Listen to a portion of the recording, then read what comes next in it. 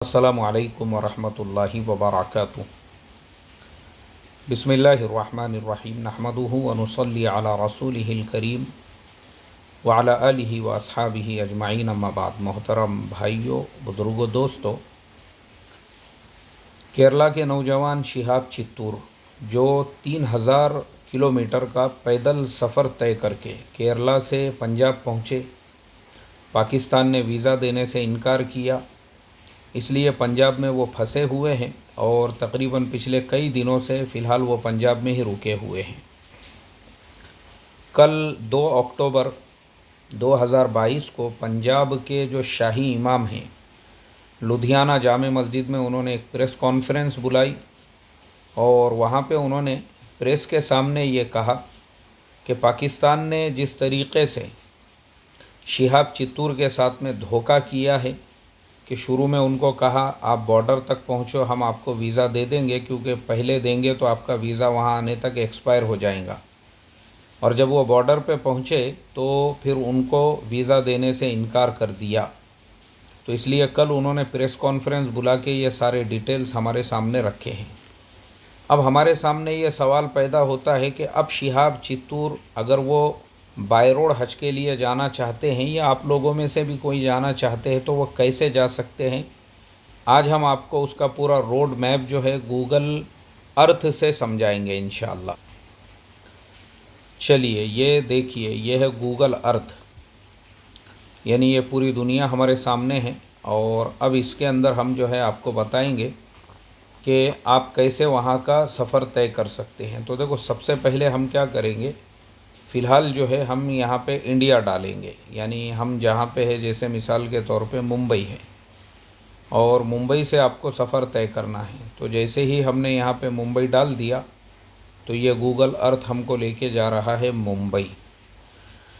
अब देखो, मुंबई से अगर हमको सफ़र करना है तो हमारे लिए सबसे आसान जो ऑप्शन है, सबसे आसान जो रास्ता है वो कौन सा है।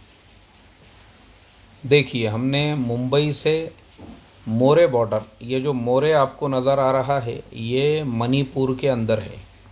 मोरे जो है ना, ये मणिपुर है। अब मणिपुर का अगर आपको सफ़र तय करना है तो मुंबई से आपको ट्रेन लेनी पड़ेगी गुवाहाटी की। गुवाहाटी तक आप बाय ट्रेन सफ़र कर सकते हो, फिर गुवाहाटी से बस चलती है जो आपको इम्फाल पहुंचाती है और इम्फाल से आगे जो है मोरे बॉर्डर है। जब आप मोरे बॉर्डर पहुंच जाते हैं तो उसके बाद सिर्फ 5.5 किलोमीटर पर तामू, ये म्यांमार में है और मोरे जो है वो इंडिया में है। यानी अगर आप देखेंगे तो मोरे जो है वो इंडिया में है और तामू जो है वो म्यांमार के अंदर है। तो मोरे बॉर्डर और मोरे और तामू के दरमियान में एक फ्रेंडशिप गेट है और म्यांमार का जो वीज़ा है वो इंडियंस को ऑनलाइन मिलता है। उसके लिए आपको म्यांमार के एम्बेसी जाने की ज़रूरत नहीं है। $50 वो लेते हैं, उसमें आपको 1 महीने का जो है वो म्यांमार का वीज़ा दे देते हैं। अभी तक म्यांमार का बॉर्डर जो है वो बंद था, लेकिन अभी जो है म्यांमार गवर्नमेंट ने म्यांमार का बॉर्डर हमारे लिए खोल दिया हुआ है। अब देखो, आप ये बॉर्डर देख सकते हैं, ये जो आपको नज़र आ रहा है ना, इंडिया और बर्मा, एक साइड में इंडिया है, एक साइड में जो है ये बर्मा है। लेकिन यहाँ पे एक प्रॉब्लम ये है कि म्यांमार के हालात अभी बिल्कुल भी सही नहीं है। म्यांमार के अंदर आज से महीना 2 महीने पहले जो है 2 इंडियंस को, बॉर्डर के ऊपर ही 2 इंडियंस को गोली मार दी गई थी। उसके अलावा कल एक अजीब व गरीब न्यूज़ पढ़ने के लिए मिली कि म्यांमार से एक प्लेन गुज़र रहा था तो उन्होंने वो प्लेन के ऊपर भी जो है फायरिंग की और वो प्लेन के को, यानी जो गोली थी वो प्लेन के अंदर जाके प्लेन को चीरते हुए वो अंदर चली गई प्लेन के अंदर। तो इस तरह से बड़ा हादसा होने से तो खैर बच गया, लेकिन म्यांमार के हालात अभी बिल्कुल भी साजगार नहीं है। तो जो लोग भी पैदल हज के लिए जाना चाहते हैं या बाय रोड जाना चाहते हैं या बाय बाइक जाना चाहते हैं तो मैं उनको म्यांमार वाला रास्ता कभी भी सजेस्ट नहीं करूँगा। चलिए अब हम आते हैं दूसरे रास्ते की तरफ। देखो, अब ये जो दूसरा रास्ता है ये रास्ता है कि मुंबई से, या आप इंडिया के किसी भी शहर में रहते हो, वहाँ से आपको डायरेक्ट ट्रेन लेना पड़ेगी गोरखपुर के लिए। ये गोरखपुर आपको नज़र आ रहा है। गोरखपुर रेलवे स्टेशन पे जब आप उतरते हैं तो वहाँ से बसें चलती है नेपाल के लिए, और वो बस जो है आपको सीधा सीधा नेपाल पहुँचा देती है। और उस बस के ज़रिए से जब आप नेपाल पहुँच जाते हैं तो फिर नेपाल से भी एक रास्ता है चाइना में एंट्री करने का, क्योंकि असल हमको जाना है चाइना। और चाइना के बारे में मैं अभी आपको बता दूं, नेपाल का जो कैपिटल है काठमांडू, वहाँ से देखो ये गूगल मैप के अंदर आपको पूरा नक्शा नज़र आएगा। बसें चलती है और बेहतरीन वहाँ पे बसें चलती है, और वो बसें पहुँचाती है। ये है चाइना का बॉर्डर, देखिए ये चाइना का बॉर्डर है। चाइना के बॉर्डर तक आपको बसें वहाँ पे पहुँचाती है। और बाय रोड जो है नेपाल से चाइना में आपकी एंट्री हो सकती है। अब मैंने आपको बताया था चाइना के बारे में कि मैं आपको थोड़ा सा चाइना के अभी करंट सिचुएशन के बारे में बता दूं कि चाइना जो है अभी फ़िलहाल की कंडीशन में चाइना ने इंडिया के लिए अपने वीज़ा को ओपन कर दिया हुआ है। अभी तक चाइना का जो वीज़ा है इंडियंस के लिए बंद था, लेकिन 22 अगस्त 2022 से चाइना ने अपना वीज़ा जो है कम्प्लीटली इंडिया के लिए ओपन कर दिया। उससे पहले उन्होंने स्टूडेंट्स वीज़ा को ओपन किया था, उसके बाद में फिर जो है आहिस्ता आहिस्ता जो बिजनेसमैन्स है उन लोगों को उन्होंने इनवाइट किया, और तकरीबन 250 इंडिया के जो बिजनेसमैन्स हैं उन्होंने 10 अगस्त 2022 को चाइना का सफ़र किया। और उसके बाद में जो है फिर चाइना ने ऑफिशियली 22 अगस्त को अनाउंसमेंट कर दिया कि भाई हम इंडिया के लिए अब अपने बॉर्डर खोल रहे हैं और वीज़ा भी हम ओपन कर रहे हैं। तो 22 अगस्त से चाइना का वीज़ा ओपन हो चुका है। कोई भी अब चाइना का वीज़ा ले सकता है, चाइना को जा सकता है। कुछ उसके लिए कंडीशंस है, जैसे पहले सारे डॉक्यूमेंट्स लगते थे, अभी भी डॉक्यूमेंट्स वैसे ही है। थोड़ा सा चाइना ने चेंज किया, और वो ये है जैसे कोविड-19 के रिस्ट्रिक्शंस पहले हर मुल्क में थे, अब हर जगह ख़त्म हुए, लेकिन चाइना में अभी भी जारी है कि आपको जो है कोविड का सर्टिफिकेट लेकर जाना पड़ेगा, और आरटी-पीसीआर की रिपोर्ट ले जाना पड़ेगी, वैक्सीन का सर्टिफिकेट लगेगा। इसी तरह से वहाँ जाने के बाद में भी आपको ये सारे चीज़ें कराना पड़ेंगी। ये चाइना की कुछ कंडीशंस वगैरह है। बाकी ये सबके साथ में जो है वो वीज़ा उन्होंने फ़िलहाल ओपन कर दिया है। वीज़ा वो सबको दे रहे हैं। तो जैसे नॉर्मली हमारे जितने स्टूडेंट्स वहाँ पढ़ते थे वो सारे के सारे अभी चाइना जा चुके हैं, और इसी तरह से जो है जो बिजनेसमैन्स हैं उन लोगों का भी चाइना आना जाना अभी शुरू हो चुका है। देखो अब चाइना अगर वीज़ा देता है ना, अब मैं आपको ये चाइना के नक्शे से ही समझाता हूँ कि चाइना से फिर आपके लिए आगे का जो सफ़र है वो कितना आसान हो जाता है। यानी सिर्फ चाइना जाना असल चीज़ है। चाइना में एक मर्तबा आपकी एंट्री हो गई तो उसके बाद में जो है ना, चाइना के पड़ोस में ही फिर आपको किर्गिज़िस्तान के लिए डायरेक्ट ट्रेन चलती है चाइना के अंदर। आप डायरेक्ट उस ट्रेन से जो है किर्गिज़िस्तान का सफ़र तय कर सकते हैं। देखिए यहाँ पे हम डाल देंगे किर्गिज़िस्तान, तो ये आ गया किर्गिज़िस्तान। कहाँ है ये? चाइना के पड़ोस में ही है। तो चाइना से डायरेक्ट ये ट्रेन चलती है किर्गिज़िस्तान से। ये जो काशगर है ये चाइना में है और ये किर्गिज़िस्तान है। तो चाइना से डायरेक्ट ट्रेन चलती है, बीजिंग से भी चलती है, उसके अलावा शियान से भी चलती है। आप जब किर्गिज़िस्तान चले जाते हैं तो किर्गिज़िस्तान से फिर आपको जो है ना, किर्गिज़िस्तान से फिर आपको वापस आना है। किर्गिज़िस्तान से ये सफ़र आपका होता है, देखिए ये बाजू में उज़्बेकिस्तान है। तो अच्छा ये दोनों का वीज़ा मैं आपको बता दूं तो हम इंडियंस को किर्गिज़िस्तान और उज़्बेकिस्तान और ताजिकिस्तान ये तीनों मुल्कों का वीज़ा जो है ऑनलाइन मिलता है। हमको इसको लेने की पहले से लेने की ज़रूरत नहीं है। आप ऑनलाइन अप्लाई कर देंगे तो वो वीज़ा आपको दे देते हैं। यानी ये सारे मुल्क ऐसे हैं, पहले ये एक ही मुल्क हुआ करते थे। यानी ये जो 15 मुल्क रशिया से आज़ाद जो हुए हैं ना, ये सारे आजू बाजू में ही है। ये ऐसे ही है जैसे हमारे इंडिया के स्टेट्स एक दूसरे के आजू बाजू होते हैं, ऐसे ही ये सारे मुल्क भी एक दूसरे के आजू बाजू हमारे स्टेट्स की तरह से ही है। अब रशिया से आज़ादी हुई उसके लिए वो अलग अलग मुल्क बने, वरना पहले वो रशिया का ही हिस्सा हुआ करते थे, सोवियत यूनियन का। तो आप किर्गिज़िस्तान से जब आते हैं उज़्बेकिस्तान में, तो देखो ये आपको ताशकंद नज़र आ रहा है, तो ओश सिटी है, ताशकंद है, इसी तरह से बुखारा है, समरकंद है। यहाँ पे सारे हमारे जो अकाबिर थे, अभी देखिए ये समरकंद भी नज़र आ गया आपको। तो जितने भी पुराने जो बड़े बड़े उलामा हैं, सुलाहा है, और इसी तरह से मुहद्दिसीन की ये सरज़मीन है उज़्बेकिस्तान। तो यहाँ पे इमाम बुखारी रहमतुल्लाह अलैहि का जो मकाम है, यानी जो जिस जगह पर वो पैदा हुए थे और जो उनका जहाँ पे उनकी तदफीन हुई है, वो भी आपको वहाँ की आप ज़ियारत कर सकते हैं। ये जो समरकंद आपको नज़र आ रहा है, यहीं पे इमाम बुखारी रहमतुल्लाह अलैहि का मज़ार है। और बुखारा भी है इसके अंदर, तो बुखारा शहर भी मशहूर व मारूफ़ है, और बुखारा में भी आप जा सकते हैं जब आप जा ही रहे हैं ऐसा सफ़र तय करते हुए। अब उसके बाद देखो बाजू में जो है ताजिकिस्तान है। ताजिकिस्तान में जब आप आ गए, क्योंकि उज़्बेकिस्तान से डायरेक्ट जो है बॉर्डर अफ़गानिस्तान का अगर बॉर्डर है, तो आप डायरेक्ट उज़्बेकिस्तान से भी अफ़गानिस्तान के अंदर एंट्री कर सकते हैं। जी हाँ, ये बॉर्डर नज़र आ रहा है, बराबर है, ये समरकंद है, ये उज़्बेकिस्तान ही है। और देखिए ये जो तिरमिज़ है, ये देखिए ये जो तिरमिज़ आपको नज़र आ रहा है, ये तिरमिज़ से आप डायरेक्ट ही अफ़गानिस्तान शुरू हो गया, अफ़गानिस्तान के अंदर एंट्री कर सकते हैं। ये मज़ार शरीफ अफ़गानिस्तान का शहर है।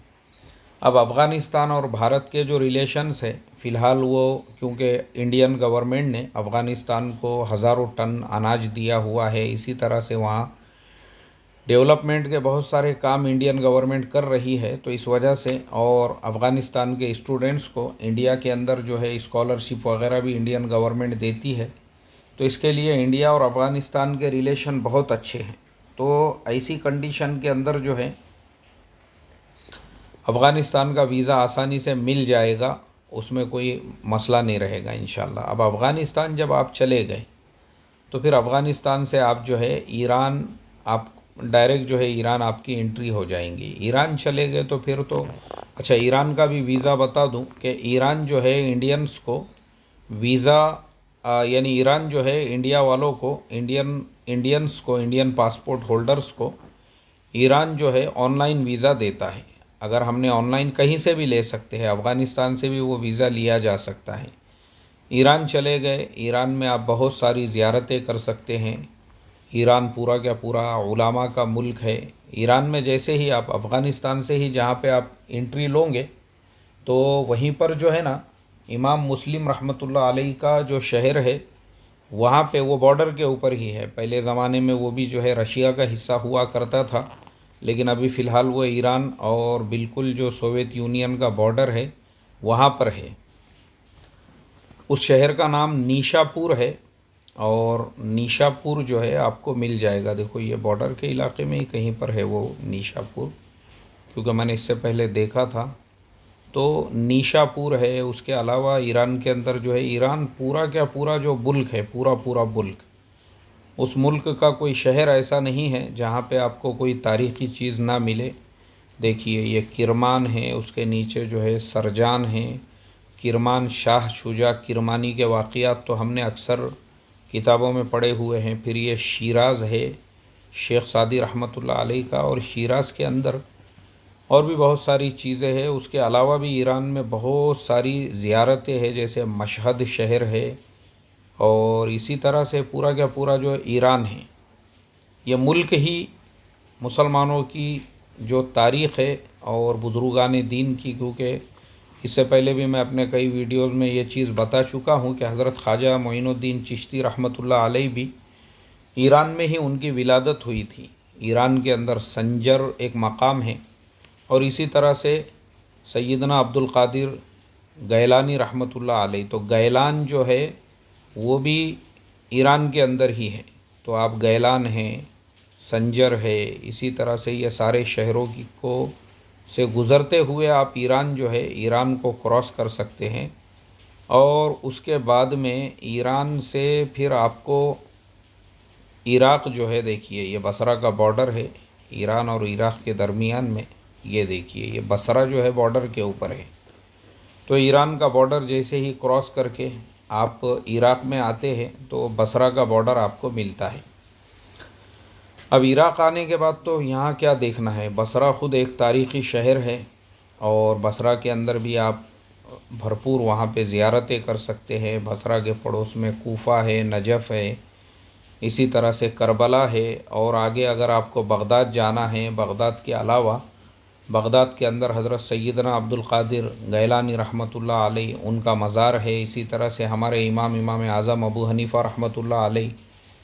ऐसे ही आप पूरा का पूरा इराक़, अभी इराक़ में अम्बिया अलैहिमुस्सलातु वस्सलाम के भी गांव अभी तक मौजूद है। हज़रत इब्राहीम अलैहिस्सलातु वस्सलाम का गांव अभी तक इराक़ के अंदर है और हज़रत नूह अलैहिस्सलातु वस्सलाम का गांव अभी तक इराक़ के अंदर है। इसी तरह से उन्होंने वो सारी चीज़ों को बाकी रखा है और वो जो वाक़िया मदरसों में हमको पढ़ाया जाता है, हज़रत मौलाना सैयद अबुल हसन अली नदवी रहमतुल्लाह अलैह की क़ससुन नबिय्यीन का जो पहला सबक़ है मन कसर अल असनामा, तो वो भी अभी तक वहाँ पे मौजूद है। यानी ऐसा नहीं है कि ये सब बातें खाली किताबों में लिखी हुई है या फिर हमने ऐसी ही पढ़ी हुई है, बल्कि ये सारी चीज़ें ज़मीन के ऊपर एग्ज़िस्ट करती है। ठीक है। अब देखो इराक़ से अब मसला है सऊदी अरब में एंट्री का। अब सऊदी अरब के अंदर आजकल जो है ना, उन्होंने अपना एक टूरिस्ट वीज़ा शुरू किया हुआ है और वो दे रहे हैं टूरिस्ट वीज़ा। बहुत सारे लोगों के पास में एक एक साल का वो टूरिस्ट वीज़ा है। तो इराक़ से अगर आप सऊदी अरबिया, वो टूरिस्ट वीज़ा भी आपको मिल जाता है, या उम्रे का भी वीज़ा है तो भी मसला नहीं है। उम्रे का वीज़ा लेकर भी आप आसानी के साथ में जो है सऊदी अरबिया के अंदर एंट्री ले सकते हैं। वहाँ जाने के बाद फिर अगर आप मक्का में ही किसी को जो है ना, मक्का के अंदर बहुत सारे जो वहाँ पे मुअल्लिम होते हैं, उनके ऑफिसेज़ बने हुए हैं हरम के अतराफ़ में भी और बहुत सारी जगह पे भी। फिर आप किसी मुअल्लिम के ज़रिए से अपने हज के लिए उसके पास में जो है अपने आप को रजिस्टर्ड करा सकते हैं। तो मुअल्लिम आपके लिए ख़ैमे का और मिना में आपके लिए रुकने का और मुज़दलिफ़ा में, और जो भी उसकी हज की फ़ीस वग़ैरह होती है वो मुअल्लिम को देकर आप जो है अपने उसी वीज़ा को बाद में हज के वीज़ा में भी कन्वर्ट करा सकते हो। यानी लीगली आप हज कर सकते हो। कुछ इतना डिफ़िकल्ट और इतना परेशान कुन या इतना कुछ टेंशन लेने वाला मसला नहीं है। वो सिर्फ़ ये है कि आपके पास में या तो अब टूरिस्ट वीज़ा होना चाहिए सऊदी का, या फिर आपके पास में उम्रे का भी वीज़ा अगर है। तो अब इराक़ से आप जो है ना सऊदी में एंट्री कर सकते हैं, क्योंकि 30 सालों से इराक़ और सऊदी के दरमियान का जो अवामी बॉर्डर था वो बंद था। उसको अभी अभी इराक़ गवर्नमेंट ने जो है वापस से उसको ओपन किया है। तो देखो ये बसरा है, बसरा से अगर आप एंट्री लेते हैं तो वो बॉर्डर भी बिल्कुल करीब है आपको सऊदीया का, यानी वो कोई ज़्यादा दूर नहीं है। ये यहाँ पे देखो ये बसरा है। बसरा से अगर आप यहाँ देखते हैं तो ये देखिए ये यहीं पर बॉर्डर है। वो देखिए ये जो बॉर्डर आपको नज़र आ रहा है, यहीं पर वो बॉर्डर है और यहीं से जो है ना गाड़ियाँ वगैरह अभी उन्होंने एंट्री दे दी है। लेकिन फिर भी अगर आप कुवैत के रास्ते से जाना चाहते हैं तो फिर ये भी एक ऑप्शन है आपके लिए कि आप कुवैत का वीज़ा ले लो और कुवैत से फिर आप जो है सऊदी अरबिया के अंदर एंट्री ले सकते हो। ये जो बॉर्डर है सऊदी का कुवैत के अंदर, यहाँ से फिर आप जो है एंट्री ले सकते हैं। तो देखो ये पूरा जो रूट मैप है ये मैंने आपको बताया हूँ कि किस तरीक़े से आप अगर इंडिया से, देखिए ये इंडिया है और इंडिया से पाकिस्तान तो वीज़ा नहीं दे रहा है और देगा भी नहीं वो, तो इसलिए बेहतरीन ऑप्शन हज के लिए यही है। ये इंडिया है, उसके बाजू नेपाल है और नेपाल के बाजू में देखिए ये चाइना है और चाइना से जो है फिर वो बाजू में चाइना है और चाइना के बाजू में हम ट्रेन से बस से किर्गिज़िस्तान आ सकते हैं। उसके बाजू में उज़्बेकिस्तान है और वहाँ से फिर अफ़गानिस्तान में हमारी एंट्री हो सकती है। फिर अफ़गानिस्तान आ गए और अफ़गानिस्तान से जो है आप ईरान चले गए और ईरान से इराक़ और इराक़ से जो है कुवैत होते हुए सऊदी अरबिया में आपकी एंट्री होंगी और इंशाअल्लाह आप बाय रोड हज कर सकते हैं। दैट इज़ नॉट इम्पॉसिबल, ये कोई नामुमकिन चीज़ नहीं है। जब लोग लंदन से साइकिलों पे आके सफ़र कर सकते हैं, चलिए देखते हैं हम लंदन कहाँ है, सऊदी अरबिया कहाँ है। देखिए ये सऊदी अरबिया है, ये उसके ऊपर सीरिया है, तुर्की है, ग्रीस है, रोमेनिया है, ऑस्ट्रिया है, फ्रांस है, इटली है, डेनमार्क है, फिनलैंड है, स्विस और कहाँ है यूनाइटेड किंगडम। देखिए ये सबसे आखिरी कोने में यूनाइटेड किंगडम है। ये यूनाइटेड किंगडम नज़र आ रहा है। ये यूनाइटेड किंगडम से उन लोगों ने ये सऊदी अरबिया तक सफ़र, कितने मुल्क है ये भी बीच में, France, Germany, Austria, Italy, Romania, Greece, तुर्की, सीरिया, इराक होते हुए सऊदी अरब के अंदर वो लोग आए। तो वो वहाँ से साइकिलों पे आ सकते हैं और वो वहाँ से जो है पैदल आ सकते हैं हज के लिए। हम तो बाजू में छे ये सऊदी और इंडिया आजू बाजू नज़र आ रहे हैं, तो हमारे लिए कोई मुश्किल नहीं है। ये सब हमारे एशियन कंट्रीज़ है और वीज़े भी सबके आसान हैं। मसला था चाइना के वीज़ा का, अल्हम्दुलिल्लाह चाइना भी अब ओपन हो चुका है। तो शिहाब भाई के लिए भी है और बाकी लोगों को भी, जिसको भी जाना है। तो ये जो मैंने मैप समझाया हुआ हूँ, उम्मीद करता हूँ आप लोगों को ये अच्छे तरीके से समझ में आ गया होगा। आप अपने तौर पे भी स्टडी कर सकते हो। दुआओं की खुसूसी दरख्वास्त है आप तमाम लोगों से, क्योंकि मैंने भी ऐलान किया हुआ हूँ बाइक से, तो अभी हमारी पूरी प्रोसेसिंग चल रही है। वो जैसे ही होती है तो पहला मेरा इरादा है इंडिया में ही एक सफ़र करने का। पहले हम बाइक से इंडिया के मुख्तलिफ़ स्टेट्स का सफ़र करेंगे और उसके बाद फिर जो है हज का सफ़र करेंगे इंशाल्लाह। और वो भी सफ़र मेरा जब तय होता है तो हम ऐलान करेंगे इंशाल्लाह कि किन किन इलाक़ों का हमारा बाइक से सफ़र का इरादा है, ताकि इंडिया में हमारी अच्छी प्रैक्टिस हो गई तो फिर हम बाहर का सफ़र आसानी के साथ में कर सकते हैं। दुआओं की दरख्वास्त है आप तमाम लोगों से। अस्सलामु अलैकुम व रहमतुल्लाहि व बरकातुहू।